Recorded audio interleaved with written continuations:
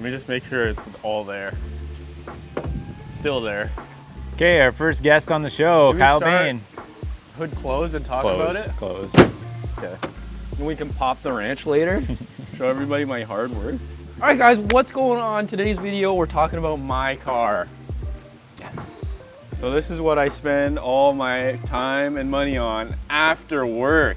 I like to go drifting, and we hold drift events, and I go to every single one and participate. This is the chariot that I use. It is a 1999 BMW 323i sedan.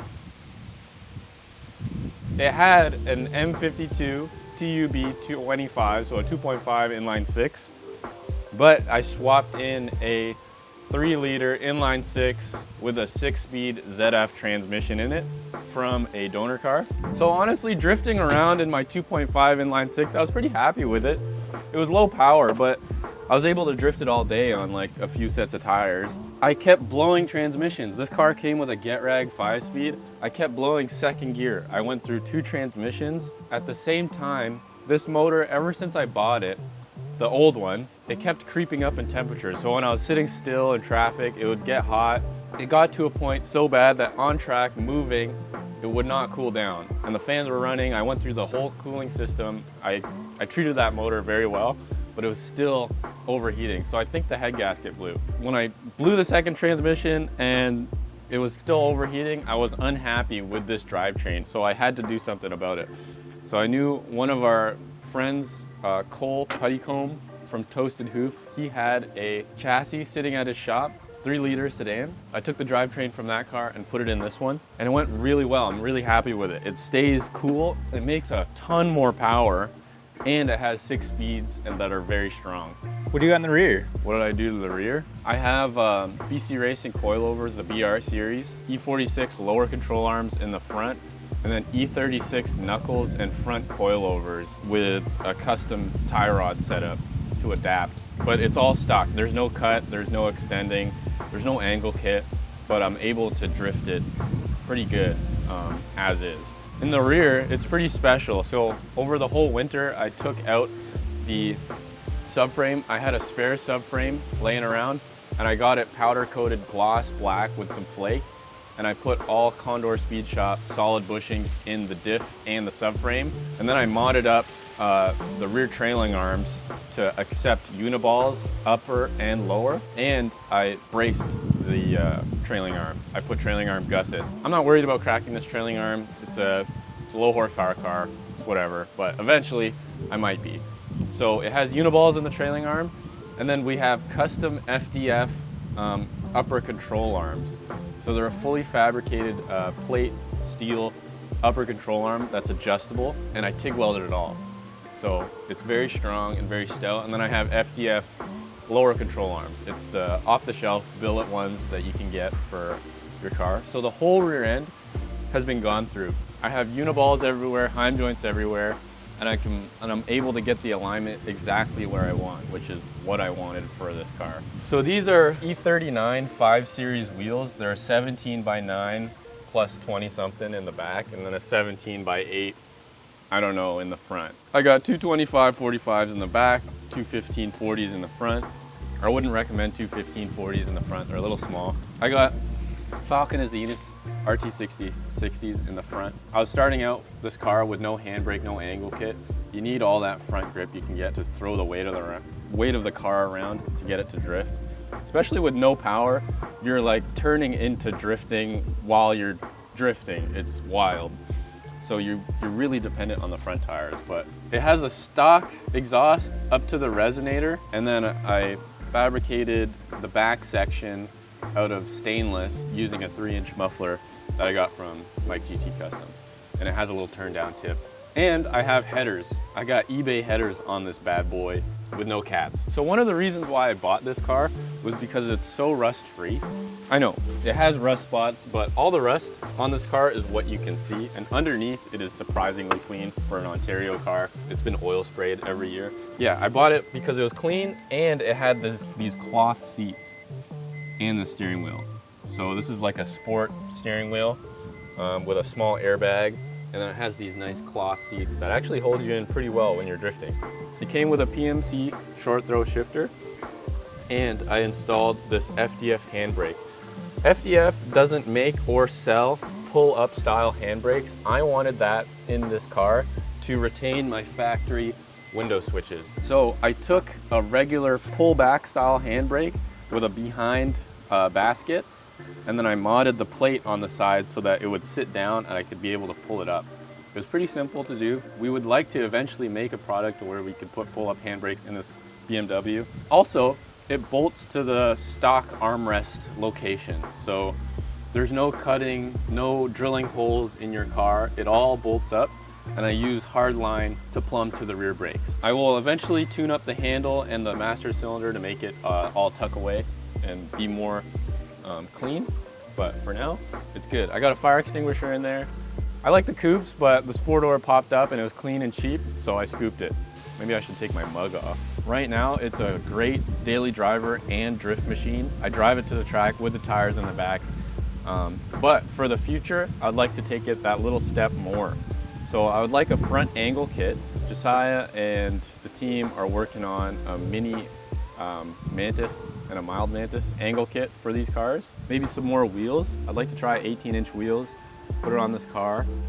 I'd like to put a body kit on it. I'm looking at the KBD body kits, but they hang really low. And I like a really low ride height, and I'm just worried that they're gonna rub everywhere. Maybe fix the paint, more power in the future. I'm looking at M50s and turbos on Facebook Marketplace, but it just is a rabbit hole. Hey, give us a rev check. Okay. Oh, that's another thing I want to do in the future. I want to redo the whole exhaust, like a custom collector, all stainless. That'll come.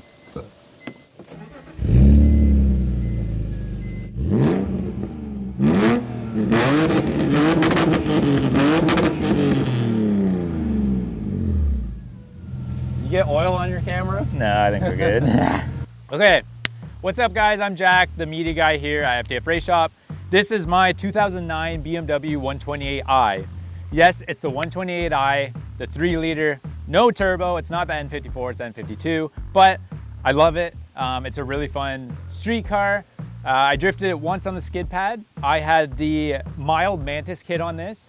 I was the first one to prototype that. It had custom shorter lowers, so it didn't have a huge amount of track width, able to keep my stock fenders. But yeah, I took it on the skid pad and I was like, this is fun, but it didn't have enough power. I came from the sim drifting. So I had the techniques and everything down really well, but the power was just lacking a lot. I decided to just keep it as a street car. I took the mild kit off. It has our prototype mini kit on, so that will be coming to market very soon. It is a knuckle adapter that you do not need to trim any of the OEM knuckle. So it actually just bolts on, super easy, gets a decent amount of angle, and it drives amazing. So I just got these style 68 wheels on, 17-inch, 7.5 in the front, 41 offset, and they have 205s in the front, and the rears are 8.5s with 225s. Really like the fitment of them. They have spacers all the way around. It just drives amazing. I had 18s on it before, and it was kind of like, meh. So I was able to lower it 2 inches in the front with these 17s. Yeah, inside we have a film camera and a Tim Hortons wrapper. But other than that, we have a NRG seat from Drift HQ. Drift HQ hooked us up with that. Stock wheel, stock shifter, basically everything else is stock. So on the rear, I have all of the FDF adjustable arms. All of them are adjustable. When I got this new wheel setup, I was actually able to dial this in perfectly. Josiah and I did a string alignment and it came out flawlessly. It drives so straight. I've never had a car drive that straight in my life. Just a muffler delete from Cam Houghton himself. OEM tip. It's on Silver's coilovers all the way around. What else? Tell me about your paint job and your front end. Why do you bring that up? Why'd you bring that up? No, because you restored the front end. Yeah, so I got this car from Ryan Young, and I think he was drifting it before, but the fenders were pretty rusty. Same with the hood, had a bunch of rock chips. So I got clay to paint the fenders, paint the hood, paint the front bumper. Engine bay, completely stock. Classic oil leak right here.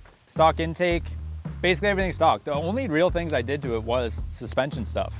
and it made this car drive so good. Like I said, drifting it, the power was kind of like meh, and I didn't love it. But now it's at a point with these tires and the suspension that it's like really, really grip worthy. Like driving on the street and just being able to like hug every corner, it makes me really want to take this to Shandyville and grip drive it, because I think it would handle super well. This chassis is amazing. I never had the chance to drive an E46. I've never driven Kyle's or anything before. This is my first ever BMW, and I honestly love it. I probably would, if I wanted to keep this platform, I would go to the 135i next, have the turbo and be able to kind of tune it that way. But other than that, I love this car. It's a great car. I'm dailying it right now. Don't have another car. So yeah, she's a trooper.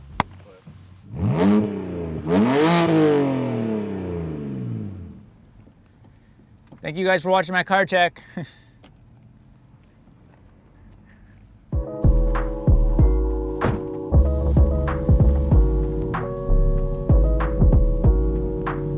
Okay, I'm Rain, one of the welders here at FDF, 2006 RSX Type S. I've had this car for 5 years, and then I had a base model 2002 before this for a couple years, before it met its fate when I hit a deer. It's got a Mugen replica front bumper, Mugen skirts, Motegi wheels, TL Type S brakes. Exterior-wise, it's pretty plain Jane for now. Cut bumper with a custom bash bar underneath. Basically everything on this car is custom, done by me. Just about every nut and bolt has been turned on this chassis by me. Custom stainless 3-inch exhaust, tow hook. That's all the visible stuff. The interior and the engine bay are kind of where it gets spicy. And then obviously the suspension as well, being from a suspension shop. Everything underneath is custom as well. So as you can see by the front of the car, big intercooler, little turbo. So this is a bone stock K20 Z1, the engine that came in this car from factory. It has never had the head off, stock head gasket. The chassis, engine, and transmission all have 300,000 kilometers on them, which is a lot. It's an original Canadian car, so it's seen some abuse, and it was wintered before I bought it. So like underneath, it's still fairly clean for being a wintered Canadian chassis, as old as it is, but I'd like to reshell eventually, but it's in fairly good shape for what it is. So yeah, anyway, 2-liter with a 6-speed. The engine's bone stock other than oil pan baffle, and then the transmission's bone stock other than an OE Civic Civic SI differential. So these cars came open diff. This has a OE style LSD. And then yeah, it's just got a bunch of bolt-ons, intake manifold, custom exhaust, and then the turbo. It's got a Pulsar GTX, so like a Gen 2 Garrett, 3067. So it's a very, very small turbo. It makes 350 wheel horsepower and 260 foot-pounds of torque at 11 pounds of boost. So basically like no boost at all. These engines are capable of over 500 if you keep the boost out until the higher RPM. But I wanted something fun and responsive to take on the street. This is a full street car, and then something that I could have more fun with at the track. It's nothing crazy. It'll haze first, second, chirp third, like it's super fun. Boost comes in, like when VTEC kicks in at like 4,200, it only revs to 8,000 right now because the exhaust housing on the turbo is so small, it's actually choking it out in the higher RPM. So this should be able to rev to 8,600. We have it turned down because it's just not making power up top. But it's super fun. It makes peak torque from basically 45 all the way to 8,000. It's got beautiful, vibrant Gen 3 catch can, Skunk 2 intake and throttle body, K-tune fuel rail. It's still on the stock style returnless fuel system. So it's just a feed, no regulator or anything. So if I wanted to make more boost down the road, I'd have to upgrade that and run a return with a regulator. Just a Chinese manifold, Chinese downpipe kit, Chinese turbo, all the cooling's Mishimoto. Yeah, so that's it. The interior is kind of where I like to spend all the money, because honestly, you're not in the engine or under the car when you're driving, you're in the driver's seat. So this is what you touch, feel, this is what you experience is the interior. I just picked this up. It's a carbon Sparco QRTC seat, Sparco harnesses, Sparco floor mount brackets, all that, Sparco steering wheel and a quick release, aftermarket door cards. I made these custom heel plates myself. despite the FDF logo, that's all me. I did those. It's got a billet K-tune shifter with a discontinued, super rare K-tuned Delrin shift knob. Stock dash, the car runs on a Honda V4 K-Pro. So it's basically a stock ECU that's been chipped and it's able to be tuned from a laptop. It's got a harness bar. It's basically gutted from the driver's seat back. So I just recently did this over the winter and early spring. So it's full sound deadening removal, respray. It's got some chassis bracing. I re-loomed the entire chassis harness from basically the dash back. Passenger seat is a R333 Sparco, so it's reclinable, super comfy seat. It's got a battery relocation to the back because I needed to make room for the intercooler pipes. So I did this battery box myself forever ago, actually. And you can see it's all re-loomed, super nice stuff. And then you can see there with the top of the shocks poking out, it's got BCs. It's got BC HM series. So it's two-way adjustable, compression rebound separate. It's got external reservoir, swift springs, inverted monotube front shocks. So it's basically the top of the line you can get from BC other than their three-way ZRs. So obviously, thank you very much to BC. We are a sponsored race shop, so I got a little bit of a deal on those, but I probably still would have ended up going with them anyway. They feel fantastic on the road. I can't wait to get them on the track. So what you can't see is underneath the car. In the rear, I made my own custom subframe brace. Subframe, it's not actually a subframe, it's all unibody back there. But the bolts from the lower control arm are actually known to snap and rip out of the chassis. That braces it, and I made my own jack point off that, and it ties into the factory tie bar support underneath. Skunk 2 lowers, custom 1.25" chromoly sway bar using the FDF chromoly sway bar blind kit.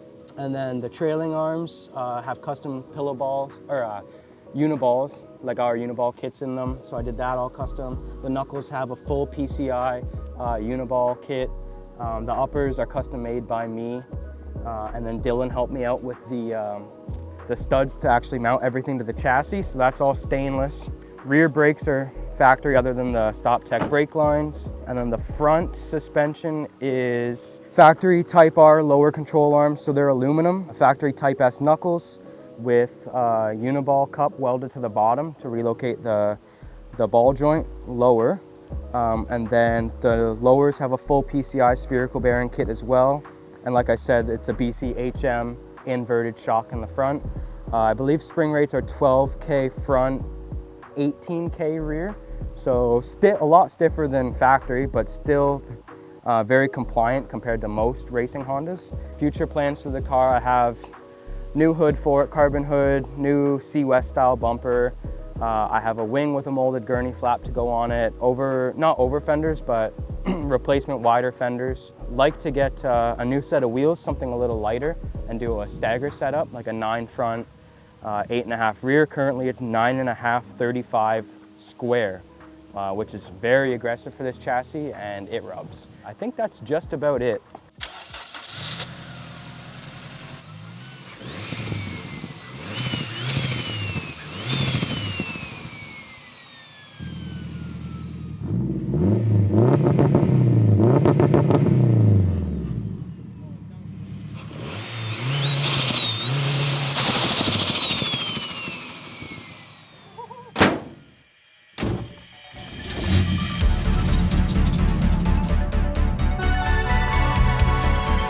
Want me to shut her off, or do you want me to rev it right here?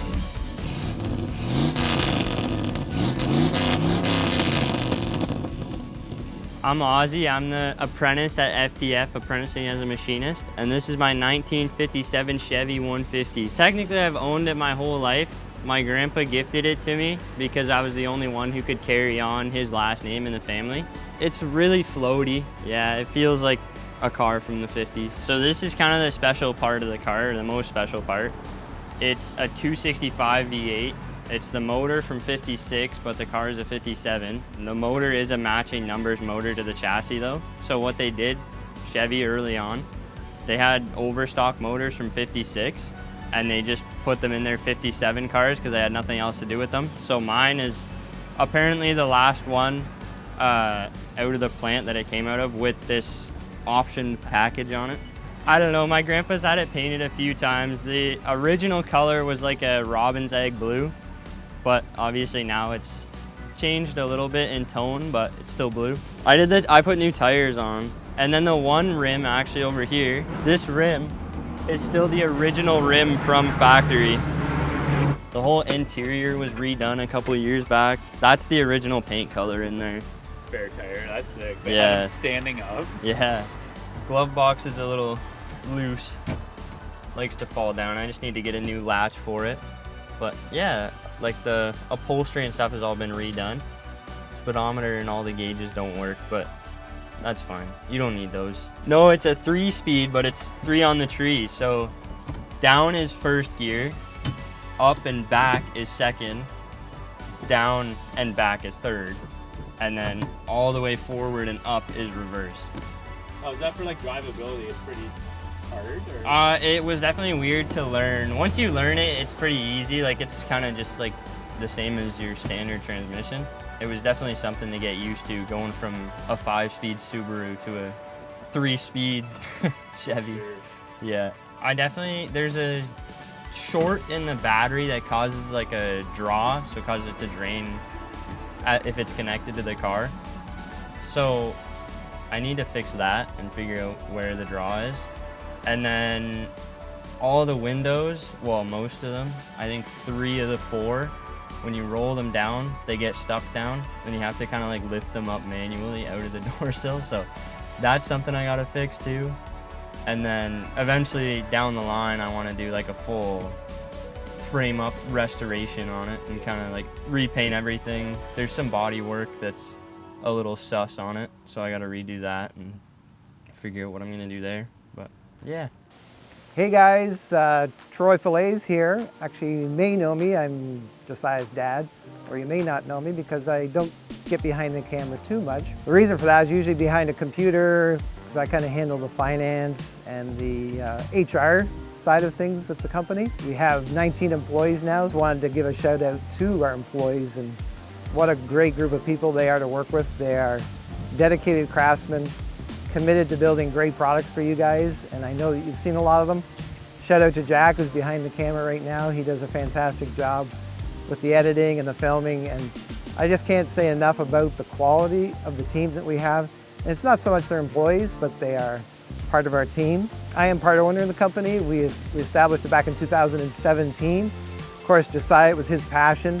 I kind of came in because of the business side and sense that I have from my background in running some businesses. So we've made a great team together. He obviously heads up engineering and the design and the R&D of all the work that we do. And I kind of behind the scenes, the finance and the HR side of things. But I also want to say thank you to our fans that are dedicated to watching our channel. Wow, you guys mean the world to us. Thank you for all those that subscribe and watch us. We are really, really thankful for the dedicated fans that we have. And so I'm kind of excited about my 2008 GT500 Ford Mustang with the SVT engine in it. A little bit of specs on it. It's a 5.4 liter supercharged engine, 32 valve. We've done a little bit of mild work to it with the supercharger, bumped up the boost a little bit. Of course, done a full tune on it. So it's pushing about 650 horsepower. So it's a nice car. It goes fast. It hooks up real nice. Fun car to drive, 6-speed transmission. I've had it for about 6 years now. Prior to that, I had a 66 Chevelle, which was built primarily set up for drag racing. It was street legal, but it had a big 454, big block in it, and it had a 4-speed. That was a fun car to drive. Funny story behind that, this was like 10 years ago when Josiah was getting married. We were a little short on funds, so I had to sell it to help pay for the wedding, but no regrets. I had a lot of fun with that car. And then a few years later, got the GT. You gotta remember too, I'm the oldest guy in the shop. I'm kind of like the shop dad. So I was born in '68, and then in the 60s and early 70s when I grew up, I kind of grew up in the muscle car era. So, you know, with the big blocks and all those great muscle cars that you all remember and love. So my son, he kind of teases me when he looks at my car. He says, Dad, he says, when are you going to get rid of the monster truck and get a real race car?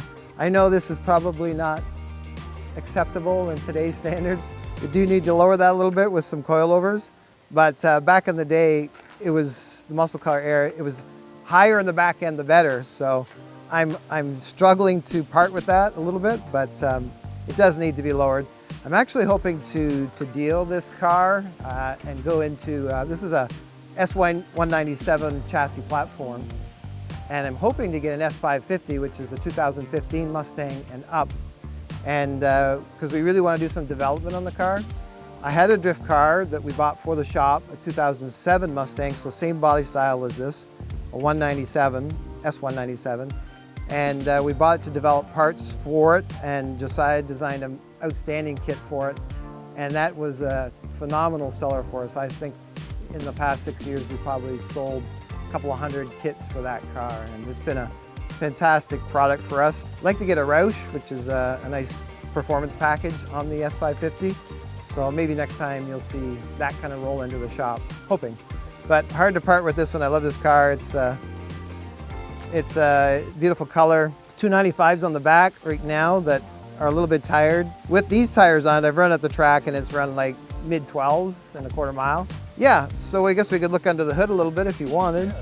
So like I say, it's a 5.4 liter SBT race engine, 4-valve, 32-valve complete. It's supercharged. Like I say, we've modified the pulley. It's got a Steeda pulley reducer on it, so when you reduce the size of the pulley, it turns faster, so it increases the boost. So we've got it tuned in at about 15 pounds of boost, a mild tune on it, and produces about 650 horsepower. So lots of fun, mostly stock, nothing, I think the air intake is the only other thing that we've added. The boys in the shop hooked me up with. You can only tell when you start it up, so it's kind of fun. I'll show you. So that's kind of, it's got MagnaFlow 2.5-inch exhaust in it, but the boys hooked me up with this little toy. So when you hit the remote, it's they hooked up some cutoffs in it. So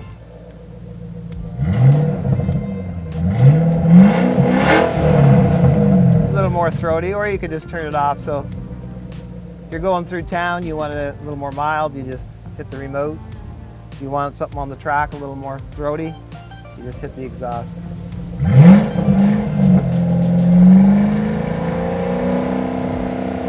So that's off.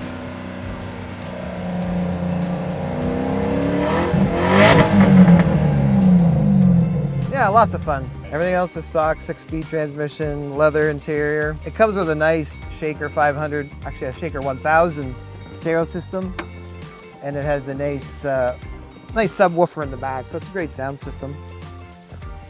Not a lot of room in these trunks, as you know, but it's got a factory subwoofer with the Shaker 1000, so it puts it a real nice sound.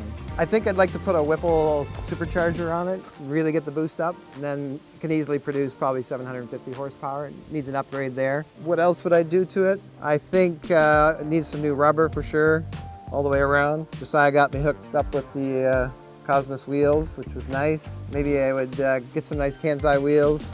Maybe do some powder coating on some of the parts underneath the hood, dress it up a little bit. Just a really nice daily driver. Not that I daily drive it, but it's a really nice riding car. Sounds great. If you want to ram some gears, you can do that. I put the vents on it as well here, color matched, which is a nice touch. Thanks guys for listening. Really appreciate your attention, and once again, thank you for your support. Thanks to Jack for all the great work that he does, and we look forward to you on the next video, and as well, maybe you'll see a Roush Mustang in the shop. That'd be nice. All right, thanks guys. My name's Cam. I'm a welder here at FDF RaceShop, and this is my 1989 Toyota Cressida. It's got a 1J in it and a R154 transmission, so it's basically just a left-hand drive JZX for half the price. I bought it about 3 weeks ago. I haven't done anything with it. And my only real plan is to clean the body kit up and just make it a nice drivable street car that I can enjoy with Rain and Jack and all the rest of them. So we got these are reps, they're not real. I'll call myself out, I got no problem with that. Those are reps. The wheels in the back are R34 GTR wheels. Those ones are real. But yeah, I just, the other reps don't have the hub-centric rings, so that's why I'm kind of mismatched right now. But yeah, so we got those Z32 brakes in the front. It's got like bolt-on angle kit adapters, that's what they're called. Excessive manufacturing, I think, but we'll probably look at doing something here through the shop for that. I don't really plan on drifting it. It's more of just a fun street car, so I'm not overly concerned about angle mods or stuff like that. But yeah, everything works like a normal car. For being a swapped car, everything seems to function as you would expect, sub AC. But yeah, no, it's a fun little car. Just stock engine, turbo, computer, everything. I would expect it makes like right around 300-ish. So yeah, just a stock car with a cool engine in it. And it makes the exhaust, I don't know. I've actually never even had this car on the hoist. There's like a little silencer welded into the back tip there, but beyond that, I really got no idea. I think like 3-inch, just whatever stock downpipe it is, into a 3-inch exhaust, and then a 4-inch tip. So it's kind of hodgepodge together, but that's all stuff that I'm gonna hopefully figure out over the winter time and get, like I said, get the body kit fixed up and stuff like that. So. Some plush interior. I got these carbon Kevlar Momos from Rain.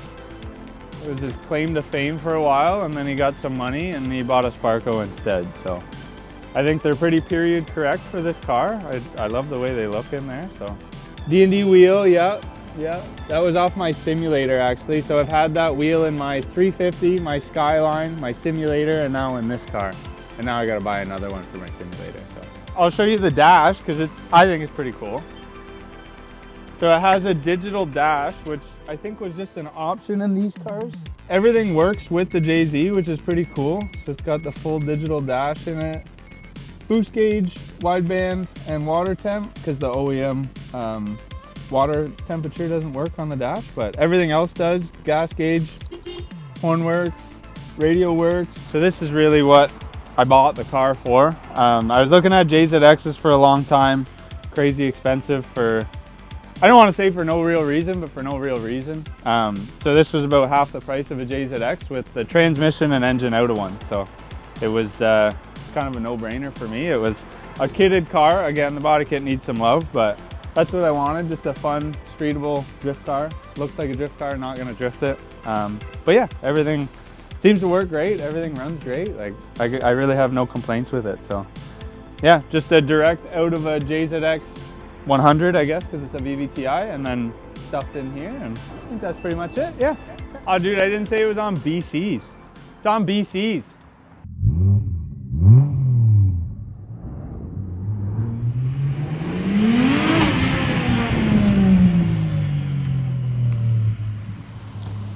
I washed it just for this. So I'm Summit. I do powder coating here at FDF, and this is my 2004 Crown Vic. I've owned it a year or two. I bought it from a 98-year-old woman in the retirement home parking lot with 135,000 on it. It was stock for a while, for like the first year, because it was very clean and I wanted to keep it that way. But it got to me, so I had to do some stuff to it. S197 Mustang trackback wheels. They're 19 by 9s. They fit pretty good. All the Mustang wheels, like same offset and bolt pattern and everything. So this is my third set of Mustang wheels. I had 2 sets of 18s, but they're just not big enough for these. So they're QA1 coilovers. There's not a ton of options for these cars, so they're pretty nice though. There's not really much lower end coilovers that like people don't make. Like BC doesn't make stuff for this either, so it doesn't have a ton going on, but it's got, like, I did a front lip on it. It's got clear side lights, get rid of the amber. It's not rolled at all. They're just, it's pretty tight. I'm surprised it doesn't roll, doesn't rub more, honestly. No, the rears actually on these things are just like, there's no lip. Oh, okay. It's just straight. Like, oh yeah. Yeah. Oh, it's perfect. Yeah. The front could be rolled, but yeah, I'll get to it. I want to do more tire on the back though. Like the 9-inch wides don't look very wide on this. Right. It looks a little dumb because the car is like 6 feet wide. So I've had 410 gears and an LSD for it for like a year or whatever. I just haven't felt like tearing apart the rear end on it because that's a big job for a car that I drive to work every day. And I've also got a turbo setup off a Mustang that I bought. I got a good deal on that, so that's sitting on my workbench probably for the winter when I have another car to drive. And a 5-speed swap is something I've been waiting for. That'll probably go, honestly, with the turbo, that might just happen over the winter at the same time. All right, how's it going, guys? My name is Dylan. I am the head machinist at FDF, and this is my 2000 Honda S2000. I have had the car, I think I got this car, I think it was the summer that I actually started here. It was in 2001. 2000, the year after the car was made. No, I got this the year before, or the year of I started working at FDF, which was 2021. I picked it up from the GTA. I had an S13 at the time as well. 240s were kind of the car that I kept going back to. A 240 was my first car. It got me into all of this crazy space. I had gone through a couple different chassis. I got rid of my first 240. I bought a Subaru STI swap 2-door, and then I had it for a little bit, but I always kind of found myself going back to S chassis. They were just fun, easy to modify. There's lots of parts. They worked pretty good. And I had 3 S chassis, 3 S13s, and I got to the point where I just wanted something a little bit different. I do a lot more like grip-oriented stuff rather than drifting. And the 240 is a fairly versatile chassis, but switching over to something that is double wishbone is a little bit more dedicated to being a track car, like a sports car.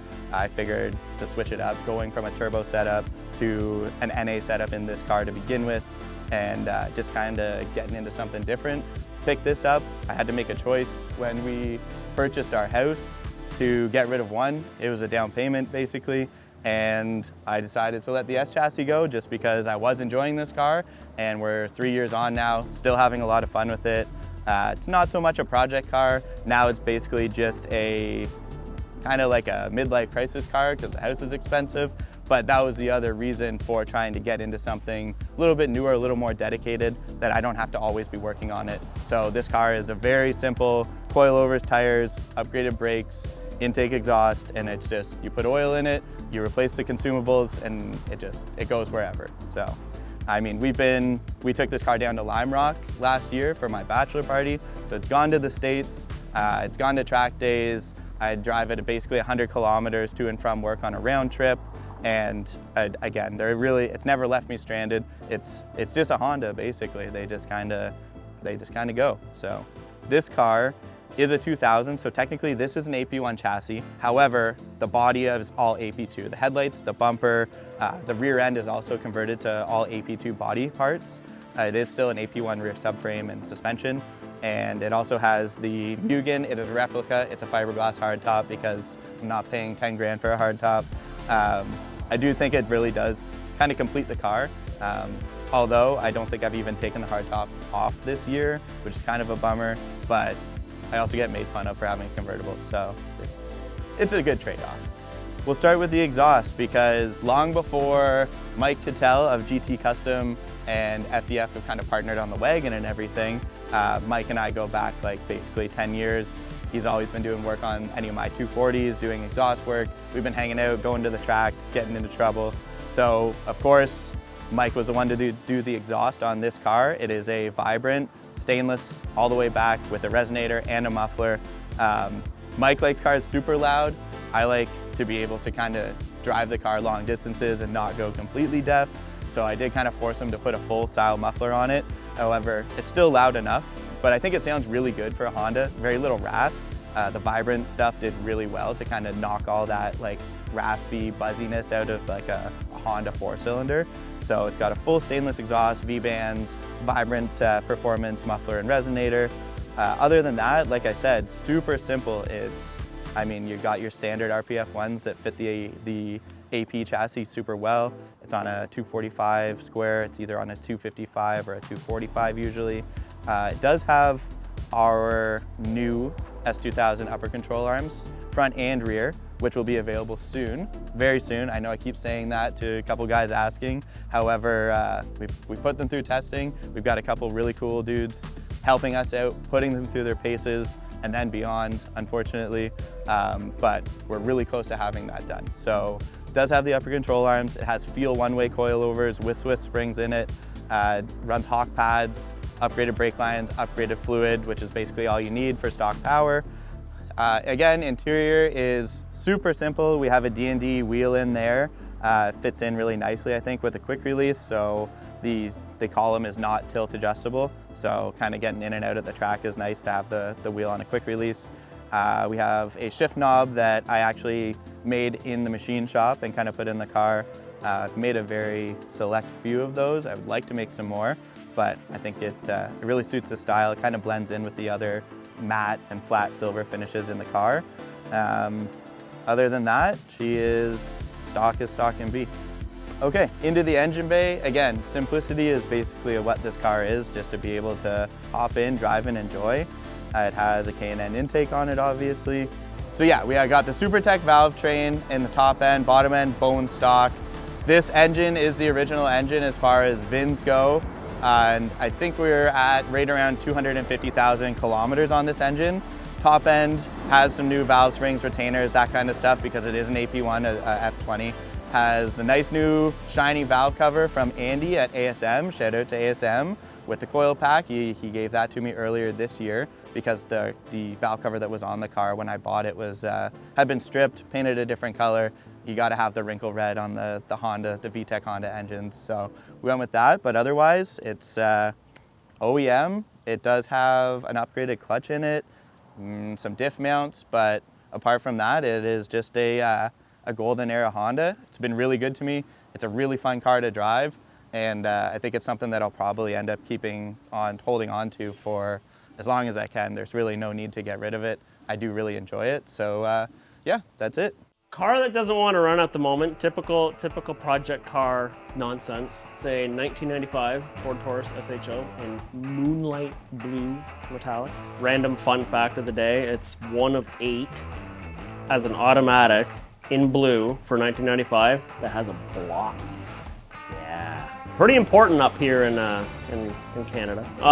It's got what I have figured out is probably a crankshaft position sensor issue. When Yamaha did the engines, the water pump sits roughly somewhere right above where the crankshaft position sensor is, kind of like that, something like that. And I think just from it sitting, because it's sat for like 5-6 years with it being moved around here and there, I think some moisture got at the sensor and it kind of made it not happy. I bought it as is. It had larger bore intake butterfly valves put in. Gives it a nice little boost. The Yamaha engine works kind of similar to the VTEC in the sense that it's got a secondary set of intake valves that open at about 3,950, 4,000, and it's a very audible, like you hear it. It's like very, not turbo-y, but you definitely notice it. Yeah. And it's kind of like that VTEC kind of kick in the pants, but it just goes. They're factory rated 220 with the little stuff that the previous owner did to it. Maybe 240 in its prime, maybe. There's a company out there, Show Source. They're the main kind of parts guys for them now.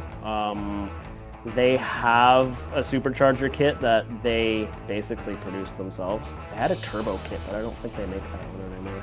They're just a really hard car for aftermarket because, end of the day, it's a Taurus. I hate to say it. I love the car, but it's a Ford Taurus. The saving grace is what I have is the automatic, the 3.2 liter Yamaha designed, engineered, built V6. Came about, Ford had a contract with them. Their plans kind of fell through with it. They were working on kind of an NSX kind of sports car thing, mid-engine, something really cool. And then they were like, yeah, maybe this isn't gonna work out so well. What should we put these engines in? Oh, I know, a Ford Taurus. So a car that probably shouldn't exist, 1989, that came out and everyone was like, what?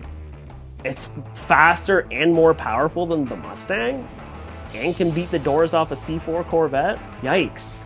But it's a fun car. I have had it about 15, 16 years now. First car I actually had on the road, driving. It's seen some winters, unfortunately. Typical Ford Taurus SHO rocker panel rot, because the way they connect them under the doors, they have no drainage, so the mounting brackets get really crusty. And the passenger side one is basically holding on by a hope and a prayer at the moment, but we're not going to talk about that. I do need to get a crank sensor for it and then do it, which is a pain in the butt, but that's the joys of owning fun, unique, silly cars. So it has big brakes in the front. It's got 10th anniversary SVT Cobra front calipers, the nice came as red, because normally they came as kind of like an unpainted gray. So they're actually red. You can zoom in there. I have other pictures that we'll kind of splice into this video.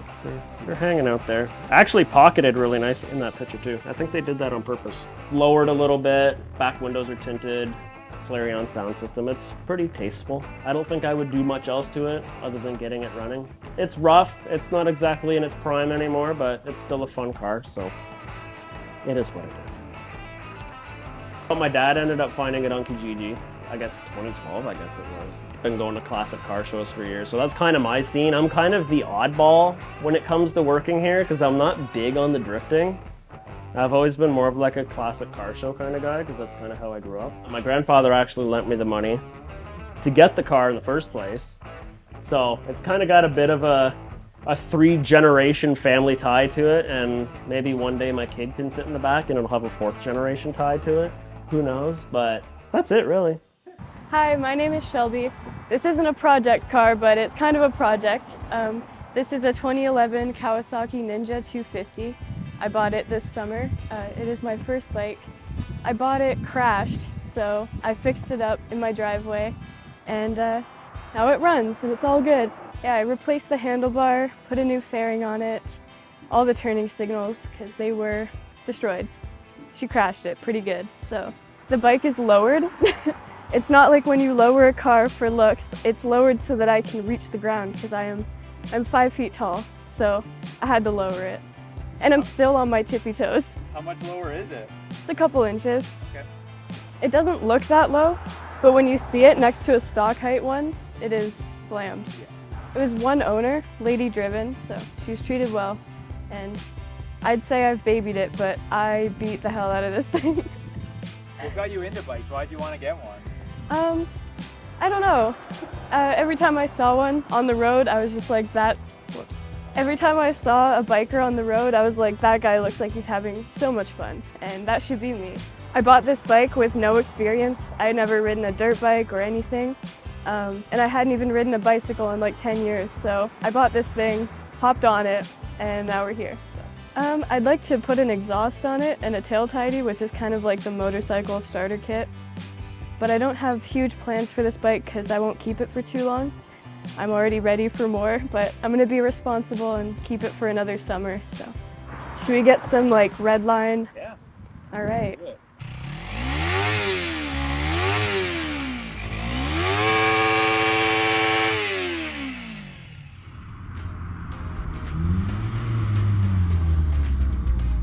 Hey guys, I'm James. I kind of run the shipping and assembly here for FDF. Just making sure that everything gets out the door to customers on time. This is one of the few project cars that I do have. I'm always kind of tinkering. It's just your standard Mark IV 2-liter base. They call it a city Golf. So here in Canada, they wanted kind of a lower entry kind of value offering, and that's kind of what they came out with. So it's pretty basic, crank windows, not a lot of frills, and honestly though, kind of what I like. Nothing to really go wrong.